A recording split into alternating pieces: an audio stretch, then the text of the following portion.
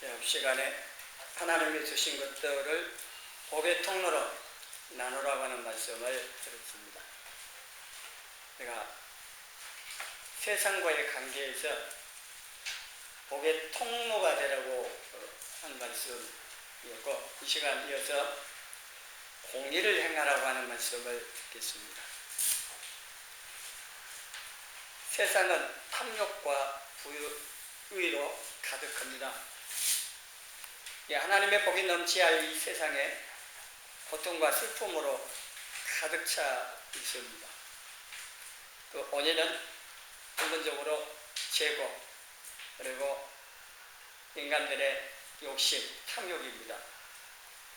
우리가 살아가면서 이 세상에 육체의 질병, 정치적인 억압, 경제적인 모순, 또 영적으로, 정신적으로 고통당하는 것, 자연의 재해, 이렇게 다양한 고통을 겪고 있습니다. 순수한 자연 재해와 같은 그런 경우도 있지만은 이 온난화나 또 자연 훼손과 관련된 사람들의 이제 욕심이 원인인 경우도 많습니다. 그래서 우리가 겪는 많은 이 고통들은 대부분 우리 자신들의 죄와 욕심 때문이다, 이렇게 말을 할 수가 있습니다. 대부분 그렇지만 또 일부는 사회의 구조적인 그런 문제로 인해서 오는 것도 또한 있습니다. 이윤 추구가 일체적인 목적인 이 사회에서는, 시장 경제 이 사회에서는 환경 훼손이나 인권 유린 같은 것들은 큰 죄로 생각하지도 않습니다. 옛날에 산업혁명 시대에 어린이들을 노동력 착취라고 하는 그런 말들이 참 문제가, 그 당시에는 그냥 넘어갔지만 지금 입장에서 보면은 문제가 되는 거죠. 지금도 북한이라든지 아프리카 같은 나라에서는 힘없는 어린이들이 노동력 착취당하는 경우도 많이 있습니다. 지금은 인권 많이 얘기하고 부러졌기 때문에 많이 이렇게 그런 것들이 문제가 되고 개선하려고 애를 쓰기도 합니다. 그래서 이 사회적인 구조적인 이런 문제들로 인한 많은 이런 문제로 고통을 당하는 경우들이 많이 있다고 하는 겁니다. 그래서 이 모순된 이 구조, 경제 구조로 인해서 불로소득이나 투기 같은 이런 것들로 인하여서 빈부격차가 크게 벌어집니다. 그래서 빈육빈 부익부라고 하는 말로 표현을 합니다. 이게 돈이 돈 번다고 부자는 더 부자가 되고 가난한 사람은 더 가난해지는, 그래서 이 차이가 극심해져 가지고 사회적으로, 국가적으로도 상당히 문제가 되는 것을 우리가 현실적으로 우리나라에서도 보고 있습니다. 그래서 이렇게 빈부격차가 크다 보니까 많은 사람들이 좌절하기도 하고 또 소망을 잃기도 하고 여러 가지 고통당하는 일들도 많이 있습니다. 개인의 마음속에 있는 이런 제약이나 욕심, 이런 것도 고쳐야 하지만은 욕심으로 인한 죄를 범하는 이 죄에 대하여서 정당한 심판을 하는, 그래서 공평하고 공의로운 사회 구조가 되도록 만드는 이러한 것들이 필요로 하다고 하는 겁니다.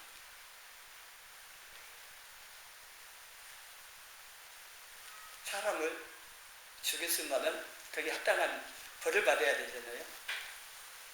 근데 그렇지 않는 경우, 그러면은 피해받은 유족들 또 가족들은 얼마나 억울하겠습니까? 유전 무죄. 돈이 있는 사람들은 무죄가 되어버린다는 겁니다. 돈의 힘에 의해서.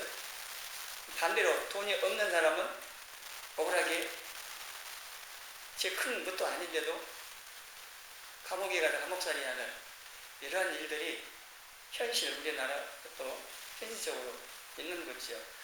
요즘은 이제 돈이 아니라 권력 있는 사람 없는 사람도 이렇게도 말을 하는데 이러한 일들이 현실적으로 많이 있습니다. 그래서 억울한 일 당하는 경우들이 많이 있는데 이거는 공의롭게 해야 할 이게 안 되기 때문에 물론 판사라고 해서 다 공의롭게 재판을 잘 할 수 있느냐? 그렇지 못할 수가 있겠죠. 그렇지만은 그래도 판사가 법과 양심을 따라서 공의롭게 재판을 하려고 한다고 하면은 또 그것도 불가능한 것도 아닐 겁니다. 그래서 몇몇 신앙이 좋은 재판관들 같은 경우는 그렇게 하려고 하는 분들이 있습니다. 꼭 법만 하는 게 아니고. 그래서 이런 면을 봤을 때에 신앙 생활을 잘하고 믿음으로 잘 무장되어진 일꾼들이 사회 분야에 가서 공의를 행할 수 있도록 하는 것, 이게 필요로 하다는 겁니다. 그렇게 한다면은 그나마 이 사회 구조가 잘못됨으로 인해서 고통당하는 사람들을 좀 줄일 수 있을 거라고 하는 겁니다. 이 시간 이 말씀을 듣는 여러분들은 이 사회가 공의로운 사회가 되도록 하기 위해서 할 수 있는 게 뭐가 있는가? 나하고 뭐 전혀 상관없는 말씀이네, 이렇게 생각을 하실 게 없습니다. 우리 각자가 할 일이 있는 겁니다. 꼭 권력을 잡은 사람만이 사회에 공의를 행하기 위해서 애쓰는 그렇게만 생각할 게 아니라고 하는 겁니다. 우리도 이 사회가 공의로운 이 사회 속에 그 말씀처럼 공의가 강물처럼 흐르게 만드는 일을 위하여서 우리의 할 일도 있다고 하는 겁니다. 오늘 본문 말씀 미가서 6장 8절에 하나님께서 공의를 행하는 것을 원하신다고 말씀을 하고 있습니다. 그래서 우리가 공의롭게 살고 공의가 이 세상에 이루어지도록 하는 이거는 하나님께서 우리에게 요구하시는 겁니다. 권력을 잡고 있거나 또 재판장이나 또 어떤 지위에 있는 사람들, 믿는 사람들 가운데 그런 사람들은 마땅히 자기 지위와 그 힘을 가지고 공의를 행해야 되겠죠. 그리고 사회가 공의롭게 이루어지도록 만드는 일을 힘써야 하는 건 마땅한 건 당연한 거고, 우리가 그런 힘이 없는 일반 시민이라 할지라도 할 일이 있다고 하는 겁니다. 그게 뭔가를 좀 이따 생각하고, 이렇게 정치하는 사람들은 정치계에서 공의가 행해지도록, 경제활동하는 사람들은 그 경제활동, 경제계에 공의가 이루어지도록, 이게 각자 직업을 가지고 그 직업 현장에서 공의가 이루어지도록 살아야 한다는 얘기입니다. 8절 말씀에 하나님과 함께 행하는 이 신앙생활은 예배당에서 예배드리고 혼자 선하게 사는 것이 전부가 아니라고 하는 겁니다. 저도 이 말씀 받으면서 아직 상당히 부족한 부분이다. 사회에 공의를 행한다. 또 이 사회가 공의로운 사회가 되기 위해서 내가 무엇을 했는가. 또 이런 부분에 있어 관심이 너무 적구나 하는 것들을 느꼈습니다. 그리고 이런 부분에 있어 말씀도 많이 안 전해지고 우리 할 게 뭐가 있는가 하거든요. 근데 지금 이 세상과의 관계에서 성도로서 어떻게 살아야 되는가를 쭉 생각하면서 이 말씀을 전하게 된 겁니다. 우리가 한번 이거 생각을 해봐야 됩니다. 하나님께서 원하시는 우리 신앙생활을 미가 선지자를 통해서 오늘 우리 시대에 사는 우리들에게 말씀하신 겁니다. 그래서 하나님 우리에게 구하시는 것은 오직입니다. 오직 다른 건 없고 오직 공의를 행하며 인자를 사랑하며 겸손하게 하나님과 함께 행하는 것이다. 이렇게 분명하게 말씀을 하고 있습니다. 이거는 미가 선지자를 통해 그 시대의 사람에게 마신 말씀이 아닙니다.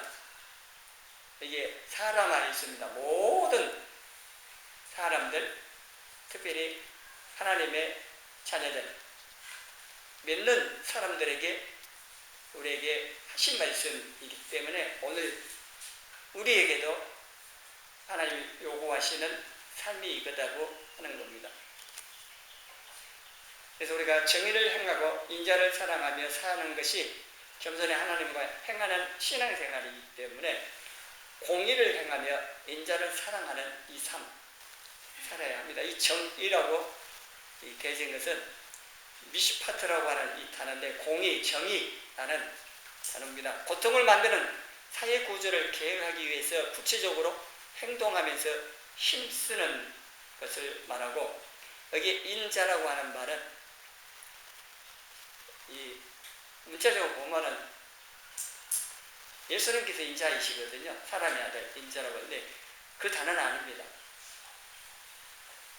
인자하다고 할 때에 그 인자 자비, 그래서 여기에 인자는 헤세드라고 하는 단어인데 자비, 긍휼, 은혜의 의미가 있습니다.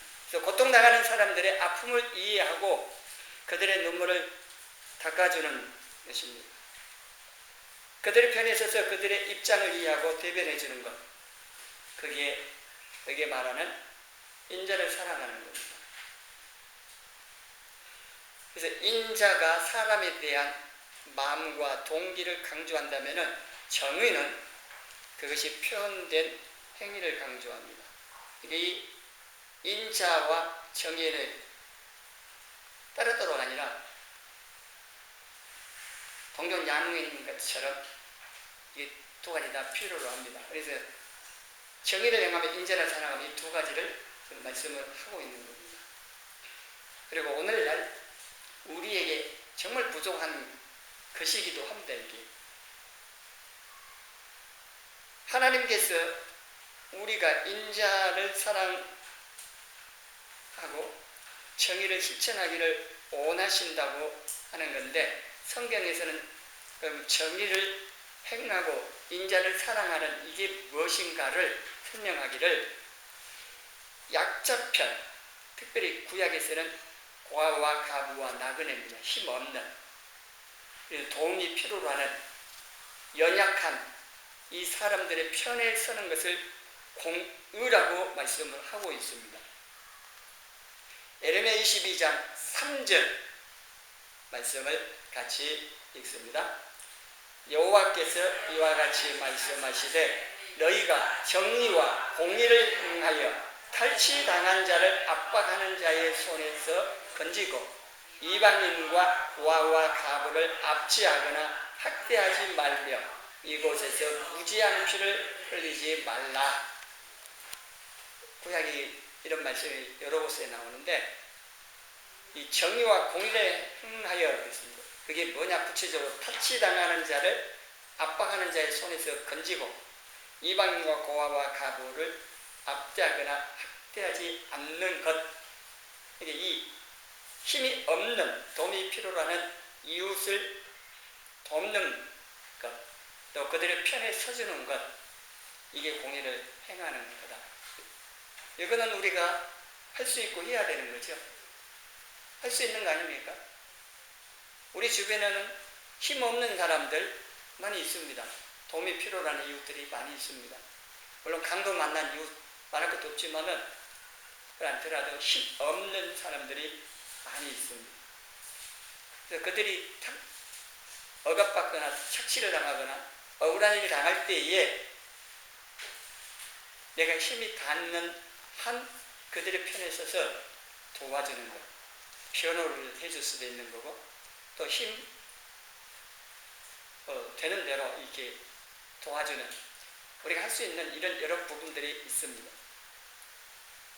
이거는 꼭 돈이 많이 있고 권력이 있는 사람만이 하는 게 아니라 이건 모든 성도들이 할 수 있는 겁니다. 그리고 하나님께서 시편 68장 5절에 보면은 고아의 아버지시며 가부의 재판장이시라고 말씀합니다. 하나님께서 이스라엘 백성들을 선택을 하신, 서민이라고 하는데 선택하신 목적 중에 한 가지는 가난하고 연약한 사람들의 편에 서는 공동체가 되기를 원하셨다고 하는 겁니다. 그래서 이 연약한 사람들을 도움을 통하여서 하나님의 영광과 거룩한 성품을 열방에 드러내기를 원하셨다고 하는 겁니다. 그리고 고아와 가부, 나그네와 가난한 사람들을 어떻게 대우하느냐, 이것을 통하여 진정한 믿음의 척도를 삼으셨다고 합니다. 그래서 구약에는 하나님께서 율법으로도 그렇게 명하셨고, 힘 없는 사람들의 대명사가 고아와 가부입니다. 이게 아버지가 없고 남편이 없는, 그래서 방패막이도 없고 돕는 이런 사람이 없는 사람, 고아와 가부리고 나그네, 힘없는 사람들의 대명사인데, 이들을 하나님께서 관심을 가지고 살피시는데 이 일을 이스라엘 백성들이 대신하라고 율법으로 명하신 겁니다. 돌보라고 하는 겁니다.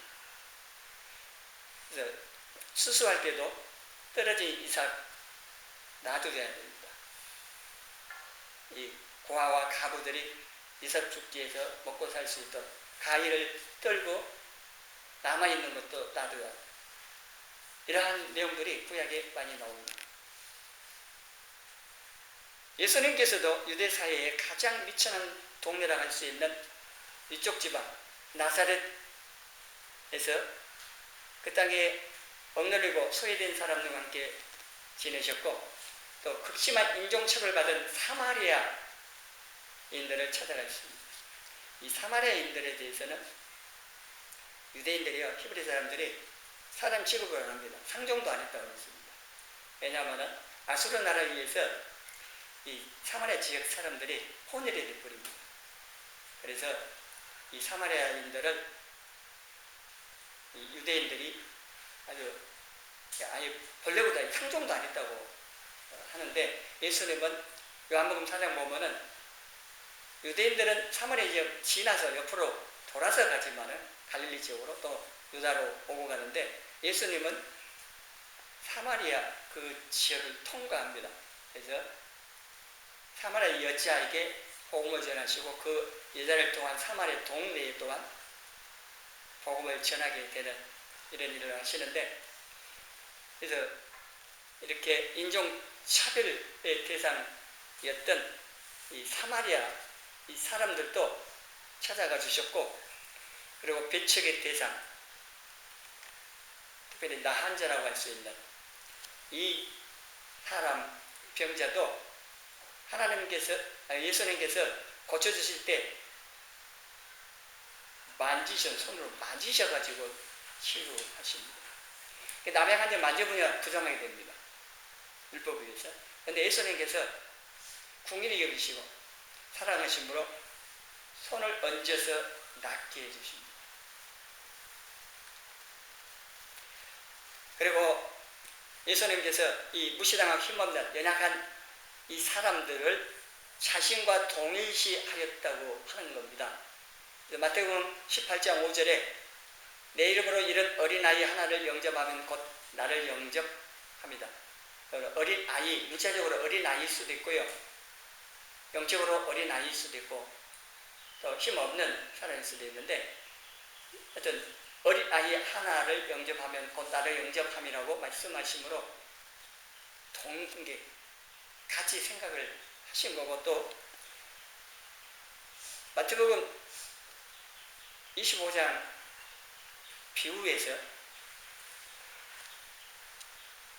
지극히 작은 자에게 한 것이 곧 내게 한 것이라고 하는 말씀을 하십니다.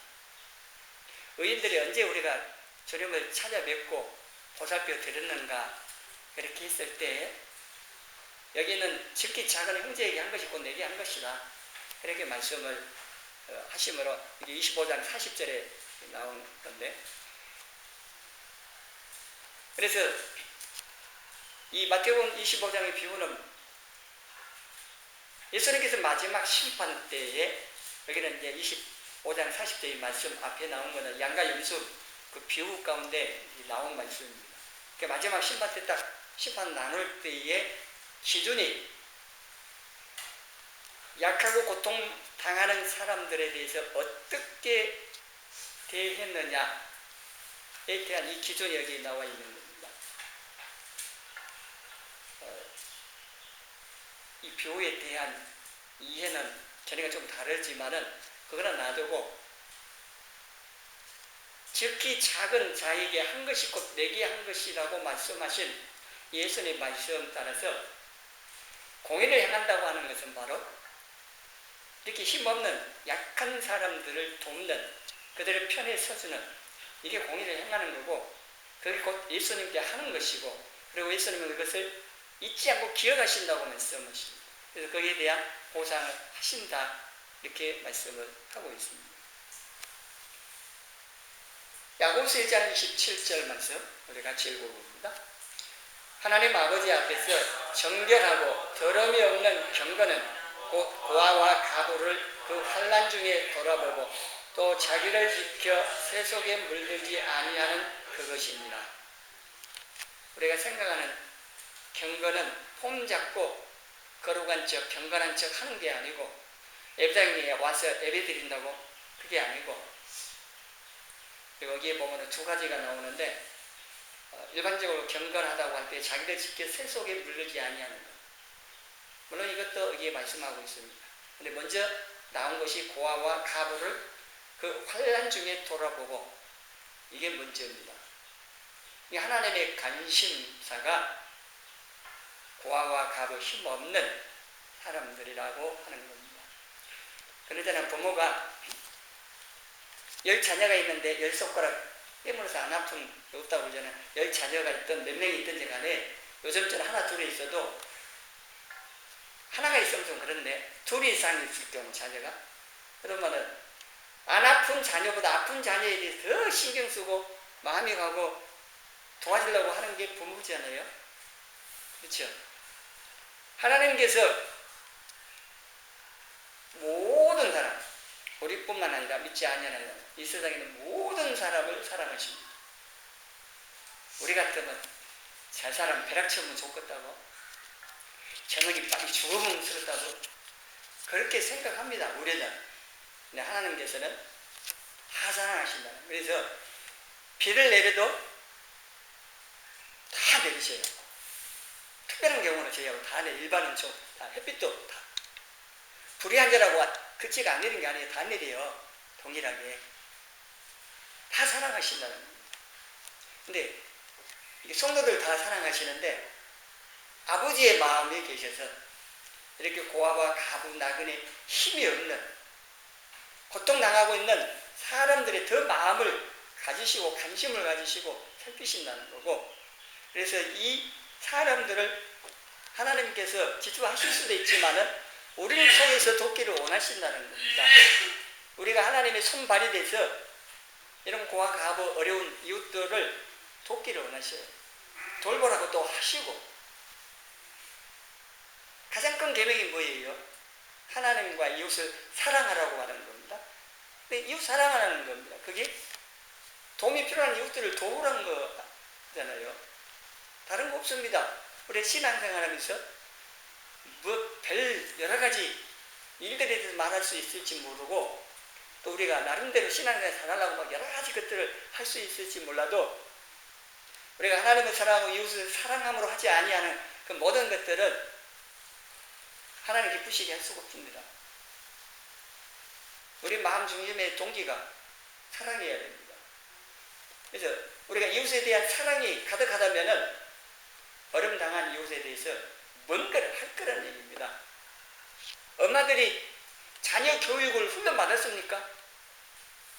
안 받았어요. 그래도 자녀 양육을 잘하는 것은 모성애 때문에 그렇습니다. 사랑 때문에. 사랑하면은 방법이 나오는 겁니다. 그래서 이웃을 사랑하면은 그 이웃을 어떻게 도울 건가 이게 나오는 겁니다. 우리가 안 하는 것은 사랑이 없다는 얘기이기도 하고요. 관심이 없는 거죠. 사랑은 관심입니다. 어려움 당하고 있는 이웃에 대한 관심이 없습니다. 저도 그렇고 여러분도 그래요. 우리가 솔직히 말해서 얼마만큼 하나님에 대한 사랑, 이웃에 대한 사랑이 있고 하나님 일과 이웃에 대한 관심을 갖고 사냐. 너무 부족한 겁니다. 그렇기 때문에 우리가 은혜를 구해야 돼요. 기도해야 돼요. 또 공의를 행한다고 할 때도 이웃과 이 세상에 대한 이 사랑이 있어야 가능한 겁니다. 그래야 어려움 당하고 있는 이웃을 도우면서 그 불의로 인하여 고통당하는 그 이웃을 도와서 건져내고 또 이 사회가 공의롭게 이루어지도록 하기 위해서 또 할 일이 또 있는 겁니다. 이 사회의 구조적인 문제를 해결하기 위해서 우리가 힘써야 합니다. 우리가 크게 사회 구조를 개혁하기 위해서 할 수 있는 힘이 사실 없죠. 많이 없는데 그래도 이 사회 구조적인 이런 문제를 바꾸기 위하여서 교회가 모든 또 교회들이 협력하고 또 성도들이 협력하여서 그걸 바꾸고 가야 한다고 하는 겁니다.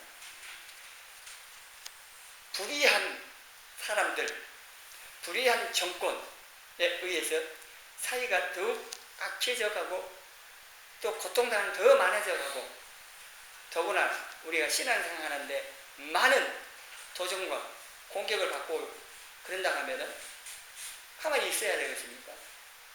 우리 신앙생활을 위해서라도 저항을 해야 되는 거고 그걸 바꾸기 위해서 당연히 기도해야 되는 거지만은 그걸 바꾸기 위해서 할 수 있는 합법적인 방법들을 우리가 다 동원해야 됩니다. 이 사회 구조를 변화시키는 것은 사실은 내 자신부터 시작하는 겁니다. 내 자신부터 변화가 되어져야 되고 올바르게 사는 신앙생활부터 해야 되는 겁니다. 이 말씀은 다음 주로 이어지게 될 겁니다.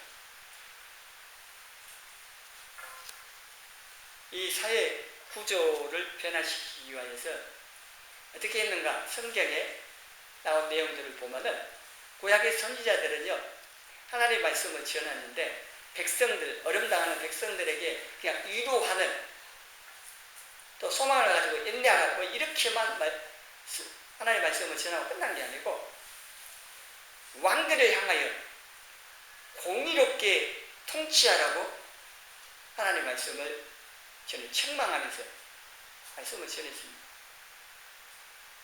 이게 이제 필요로 하다는 거죠. 그래서 교회는 고통받는 사람들의 상처받은 마음을 위로하는 제사적인 이런 역할도 해야 될 뿐만 아니라 불의한 통치자들의 죄악들을 지적하고 경고하는 선지자적인 이런 역할도 해야 되는 겁니다. 근데 우리가 여러분들이 이렇게 지적하고 책망하면서 말씀을 선포하고 그렇게 할 수 있는 건 많지 않을 겁니다. 그런 목회자들이 또 기독교 교계의 지도자들이 사실 해야 할 일도 합니다. 우리나라 지금 이 상황에서 한국 대표로 있는 정강 목사님이 뭐 대통령 하야하라고 하니까 들고 일어나던데 정치적인 건 뭐 제가 말할 필요는 없고요. 그와 같이 만일에 이 정부가 우리의 신앙생활을 공격하고 교회를 공격한다든지 또 이 우리나라를 잘못된 방향으로 가고 있다, 이렇게 몰고 간다, 그렇게 판단 내신다면은 이렇게 기독교의 지도자들이 말씀을 선포하고 이렇게 지향하는 이러한 것들이 필요로 하다는 겁니다. 그렇지 않는데 또 그렇게 하면은 문제가 되겠죠. 그건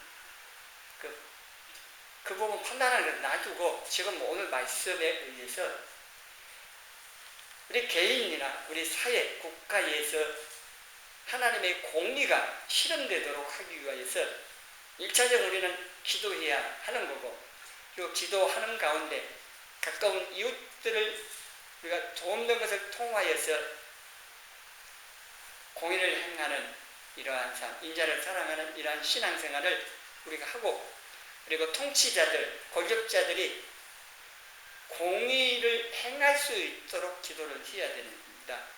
그리고 기독교 지도자들이나 또 기독교인들 가운데 정치하는 사람들, 이런 사람들이 하나님의 공의를 사회에, 나라에 행하여 공의가 이 땅에 이루어지도록 우리는 기도로 도와야 합니다. 우리가 할 수 있는 이런 부분들은 우리가 해야 됩니다.